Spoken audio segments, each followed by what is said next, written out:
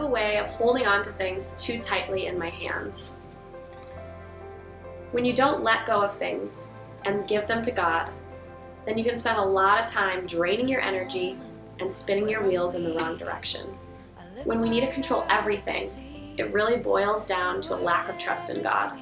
We can't compartmentalize our lives and only give God some parts. Instead, we need to trust God with all of our lives and every section, every part. Let go and let God. Is there something in your life that you won't let go of? You believe if you just received it, then you'd be fulfilled. Tim Keller says, "What is your heart's single desire? What is it that if you just received it, you'd be happy? If I just had more money, if I had a different job." For me it was, if I just moved, if I just lived somewhere else. What is your aching human soul trying to fill its void with? In Tim Keller's book, Counterfeit Gods, he says that these things we desperately need are called idols.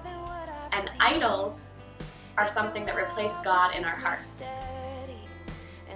An idol promises us that if we just received it, then we'd be happy. We'd be content. Romans 1:25 says, "They worshipped created things rather than the Creator."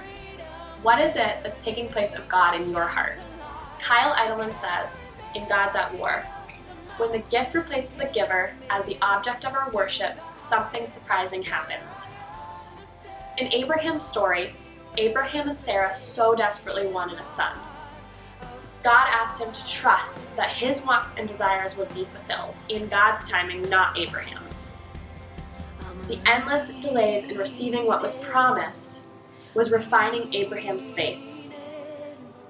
Yet, when Abraham finally received what was promised, God asked Abraham to put his son Isaac on the altar. Why would God do that? God is jealous for our hearts. Is there something today that God wants you to put on the altar? God wants all of us. He doesn't want parts of us. He doesn't want some of us.